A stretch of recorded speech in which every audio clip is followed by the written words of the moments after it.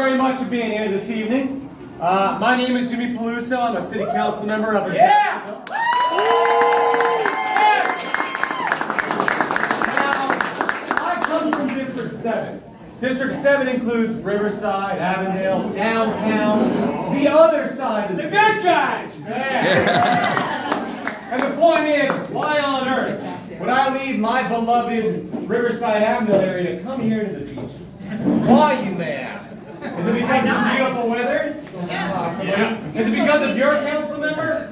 Definitely not. But admittedly, the beaches did produce arguably the best mayor the city has ever seen. So there must be something in the water. I'm here for a very good reason. It's because we have an incredible candidate running for State House. Grage.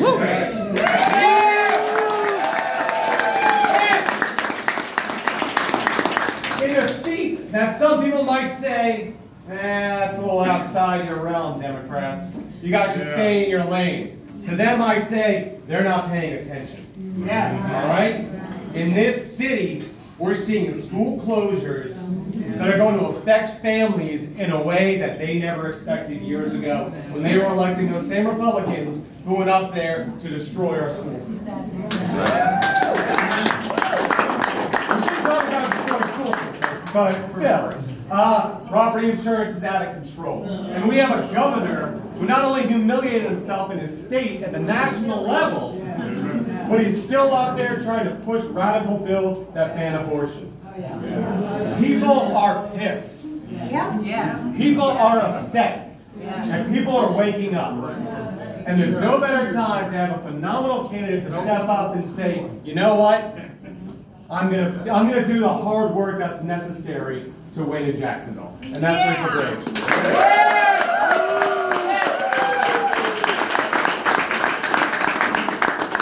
We have a bipartisan group of people in this room. I've seen mayors and electeds from all sides of the aisle. I've seen other candidates. I've seen people who know the hard work that has to be done, and we're all getting behind her.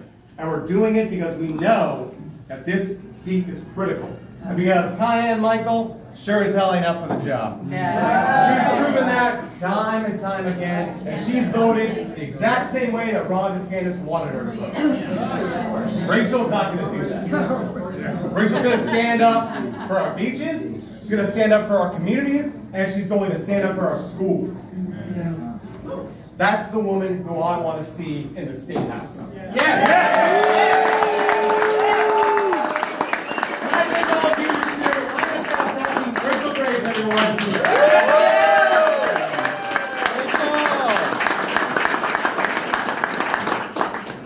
say I'm overwhelmed is really an understatement. Thank you all so much for being here tonight. I'm Rachel Grage. And thank you, Jimmy, for such a fabulous introduction. It just means the world to me that you're here tonight supporting me and putting in such a good word. I'm Rachel Grage, qualified candidate. So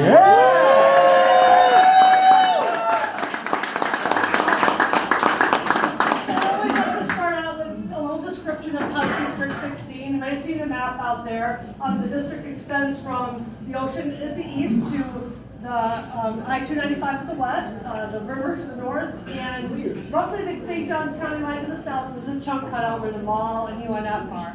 A little bit about me. I grew up on the southern shores of Lake Ontario in Oswego, New York, in a family immersed in community activism. My mother served for 8 years as an executive assistant to our city mayor, but no less impactful was my father's career in the New York State Department of Environmental Conservation. My education path took me to Tulane University in New Orleans, where I earned bachelor's and master's degrees in biomedical engineering and was a member of the university dance company. I combined these interests to study the biomechanics of the dancer's foot in flight. And I also studied the effects of the custom orthotic on reducing the spastic tone in children with cerebral palsy due to birth trauma. Life took me on a little bit of an unexpected journey after that, and I accompanied my husband on a military journey adventure, you might say, while he served as a medical officer in the United States Army. At that time, we were blessed with 4 children, and I found myself quickly immersed in full-time motherhood and community engagement. I volunteered for my church. I served as a LHA leader. I acted in local theater productions. I served on theater boards of directors. I DJ'd school dances. But probably most relevant to what I'm trying to do now, I was board member and president of my 3,500 home and corporate park community association. So flash forward to 2019, the children were launched, and my husband got his dream job here at the Mayo Clinic in Jacksonville. I was quickly involved in grassroots activism through the Democratic Women's Club in St. Johns County, where I learned the ins and outs of the democratic process. And I was, you clap for that.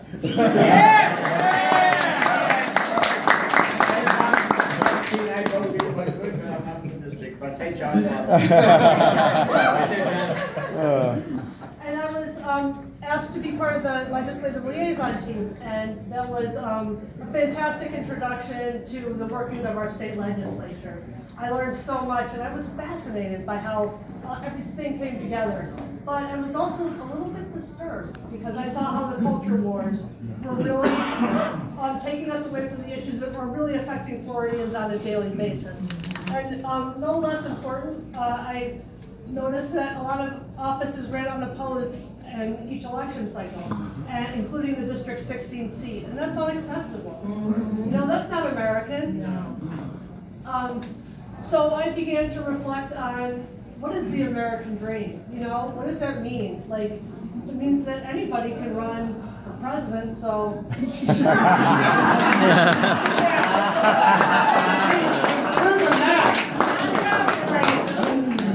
Surely they can run for state house.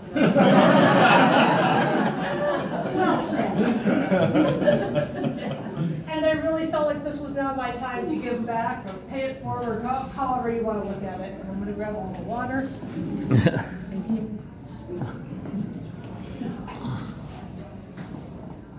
Put a little Marco Rubio there. So as your representative, what do I stand for? Well, like Jimmy mentioned, we have to start to tackle this skyrocketing property insurance. And all the overall affordability issue that we're facing in our state. If we don't watch it, our kids are going to be in their 50s before they can buy their first house.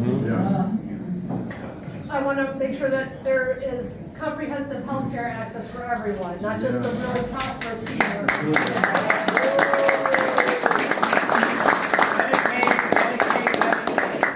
And we need to reinstate basic reproductive rights.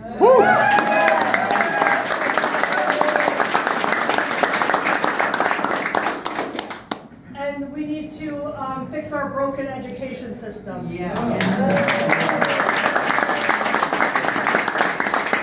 Strong public education is the bedrock of any viable society. I'll support educators. I'll support public education and the free flow of information. I'm very passionate about that, especially in the higher levels of education. What kind of system can we have if we're afraid to speak, we're afraid to have discourse, we're afraid to research new and innovative ideas like, oh, I don't know, artificial meat?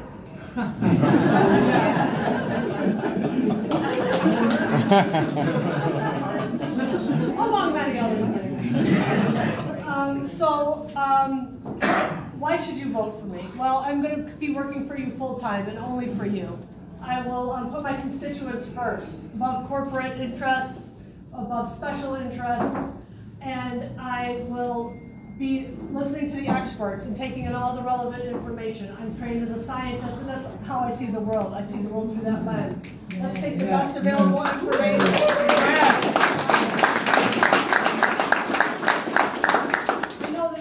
Difficult decisions, but I think I'm ready for that. I think I'm ready to parse it out and really make the best decisions for the people.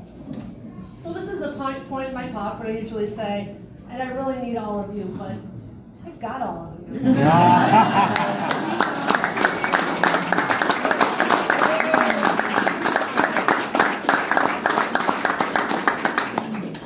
You've been here for me for months now. it wasn't too long ago that we needed to get 1,260 signatures. And that seemed like, okay, first we probably got a couple hundred without too much trouble, you know. But then, once we kind of went through all our friends and our family, the people we knew that were pretty much in line with us, we had to start getting a little creative. We had to step outside of our comfort zone. And we had to make an investment. We had to make an investment in all the people in our community. We couldn't leave anyone behind. We had to just start talking to people, listening. People don't want some prepackaged agenda that they have to sign up for. They want to know that you're listening to them, that you care, that you're going to walk a mile in their shoes, it's even only for a minute. And what did we get out of that? We learned so much in the process. We learned about what people are feeling, and we created a community. We created an energy. We're creating a movement. And that's why we're all here tonight. So we still have a long way to go till November, though. It's not going to be easy. Nobody's going to hand us this election on a silver platter. But isn't that the American way? Yes. The best way. Yes. To really identify something that you want more than anything else in the world, and to dig in and to be powered by your dreams and work hard and get to that point where you have a victory. Yes. Yes. So please, do it for me, do it for you, do it for the people that can't speak for themselves. They're the ones that we really need to stand up for as well.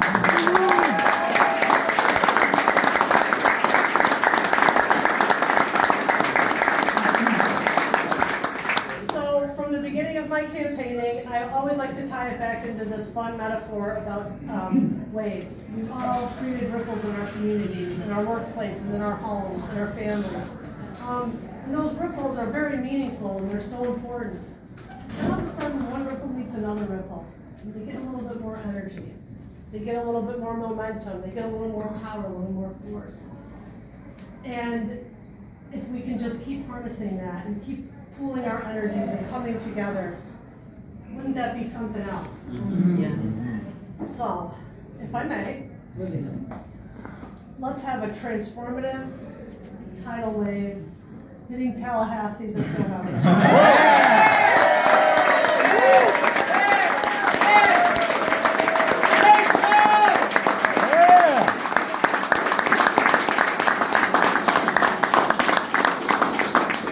I could just ask the other candidates to please just stand up and do a quick introduction so we know who else is on the team.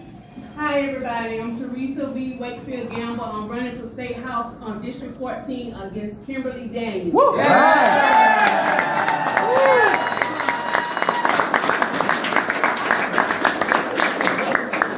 Hi everyone, my name is Grage Morgan and I'm the Democratic candidate running against Jessica Baker in House District 17.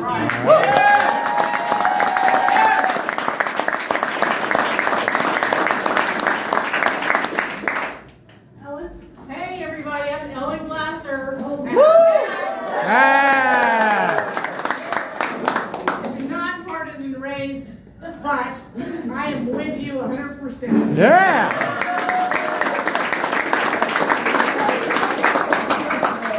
What are you running for? Oh, I'm sorry. I'm a two-term mayor in Atlantic Beach, and I'm running All for right. that Yeah!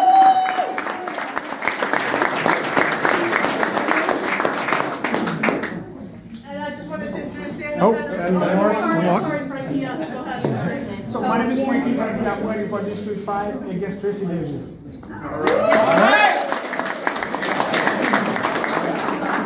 My name's Charlotte Smith, and I ran against Clay Yarborough, and I'm going to give him a rematch in 24.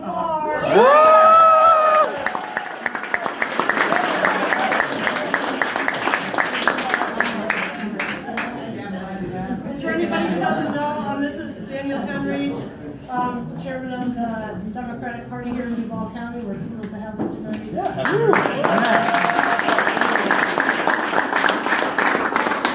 Other members on my host committee, everybody knows Josh.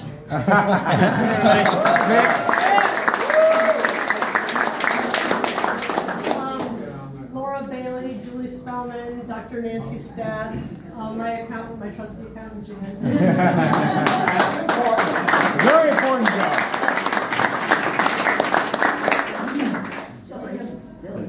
My, billing my. Billy Broussard. She here? Yes, she's out there. She's like, yeah. I mean, She hit the bar. basically, I can't see anything. Wonderful person who introduced me to like probably half the people in this room.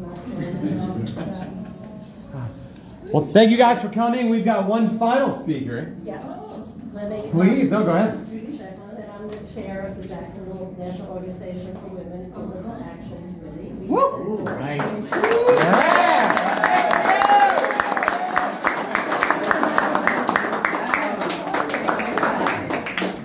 And that's a perfect segue to. I have a feeling. You got a feeling, right? And it's so great to see so many familiar faces, friends, a lot of new faces too, and that's what this race is all about. It's about building community, bringing people together for change in Tallahassee. Yes. Jimmy made a good point about, I'm not going to mention her name, but Rachel's opponent supporting Ron DeSantis in anything he does, right? And I don't care in this room if you're a Democrat, Republican, or Independent, but here's an example. Each member of the State House gets 6 bills, priority bills, that you can put into the budget. Line items, basically. Projects for your community to lift up the beaches, lift up Jacksonville, lift up your neighborhood, whatever those communities need to build on. Oftentimes infrastructure projects, etc. Rachel's opponent introduced 0 for the beaches. You know who she introduced her bills for? Paul Renner, who's a future Speaker of the House, who doesn't even live in Jacksonville. He's what, in St. Augustine or somewhere? Flagler, exactly, Palm Coast. She wanted to support him in his speaker's race.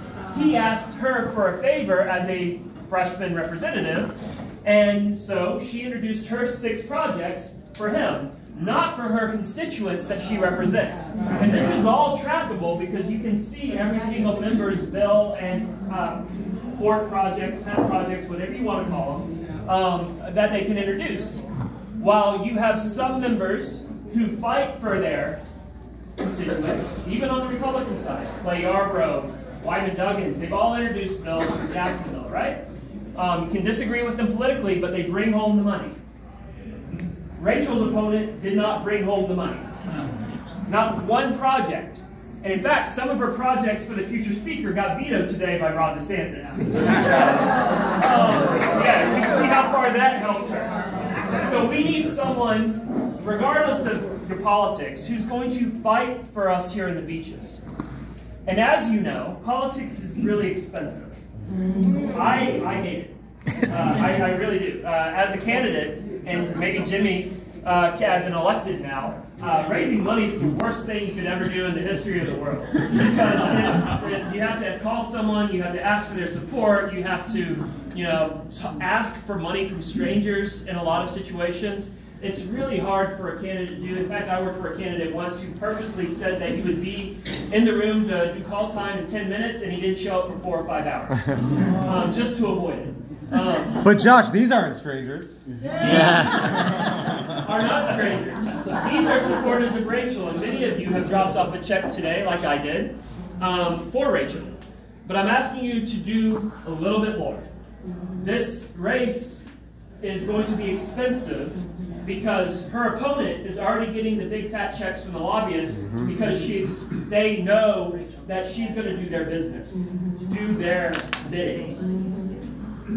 Rachel, as you've heard tonight, will be an independent voice for Jacksonville, for the beaches, and will represent our values here at the beaches that have been ignored for far too long. So I'm asking, if you have your credit card, go out there and go to our website and donate tonight. $25, $50, $100, $250, it matters. If you have a check, write another check, because it goes a long way to help her get her message out there.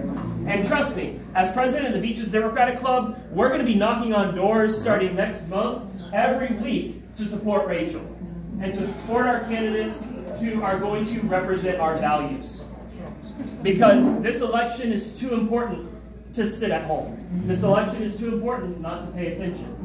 But on top of donating, which everyone, please give her what you can afford, because we really, really need it. You also need to get 5 of your friends.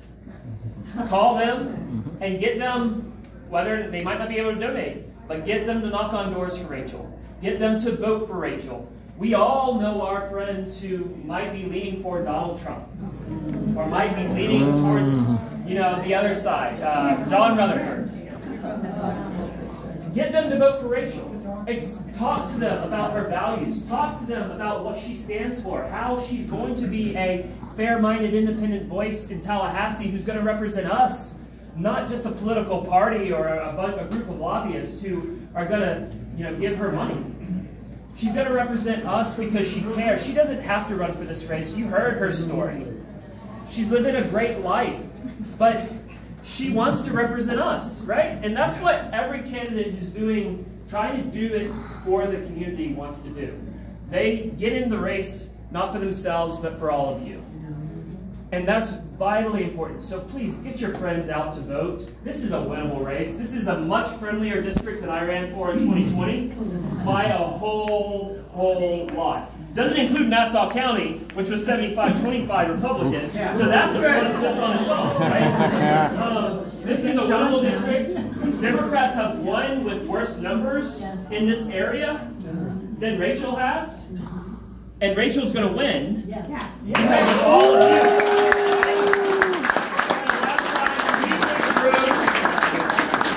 Take out your credit cards and make another donation. If you're watching, make another donation. I don't know your website, Rachel. RachelGrage.com. There we go. Make a donation today because ultimately what's going to win this election is all of you. It's going to be her resources that she's able to raise to get out her messaging through voter contact, those mailers, those text banks, those phone banks, those television ads, really introducing herself to the people. But another thing she has working in her favor, she qualified by petition. She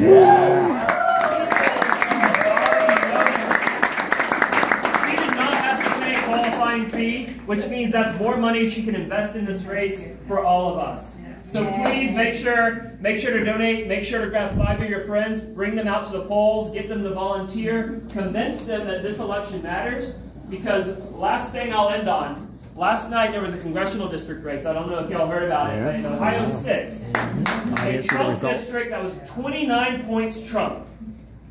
The Democrat lost, but the Democrat lost by 8.5%. There was a 21-point swing to the Democrats, and that is quite frankly what you're seeing around the country in these special elections, in these other elections. The voters, you see the polls and all of that, but when you actually have elections, you're seeing swings of 10, 20, 25 points for candidates who do not represent Donald Trump. I'm pretty confident in saying Rachel does not represent Donald Trump.